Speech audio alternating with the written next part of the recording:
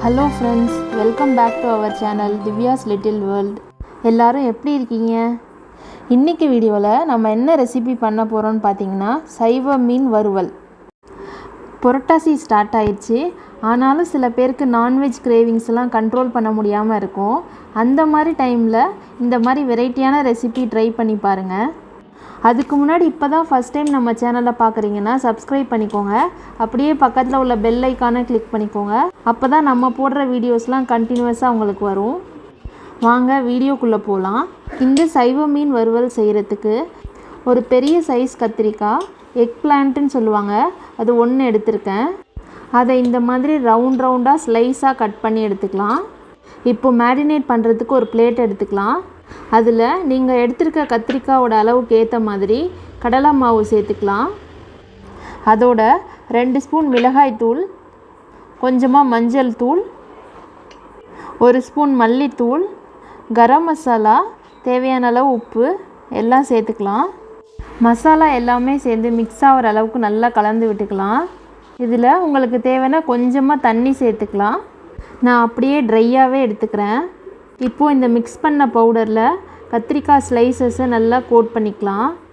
எல்லா பீஸையும் இதே மாதிரி நல்லா கோட் பண்ணி எடுத்துக்கோங்க அந்த பவுடரில்.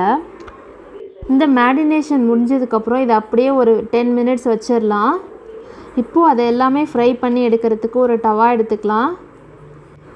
அதில் தேவையான அளவு எண்ணெய் சேர்த்துக்கோங்க. ஆயில் நல்லா சூடாகட்டும். இப்போது ஒரு ஸ்லைஸாக டவாவில் சேர்த்துக்கலாம். அதுக்கு முன்னாடி ஆயிலை டவா ஃபுல்லாக ஸ்ப்ரெட் பண்ணிக்கோங்க.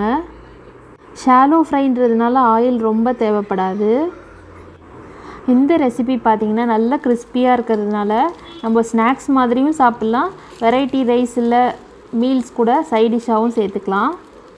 இப்போது ஒரு சைடு லைட்டாக ஃப்ரை ஆனதுக்கப்புறம் இன்னொரு சைடு பெரட்டி போட்டுக்கலாம். ஃபுல் ஃப்ளேமில் வைக்காமல் மீடியம்லேயே வச்சு பண்ணுறப்போ நல்லா கிறிஸ்பியாக வரும். இது ரொம்ப சிம்பிளான ரெசிபின்றதுனால நம்ம நினச்ச நேரத்தில் செய்யலாம்.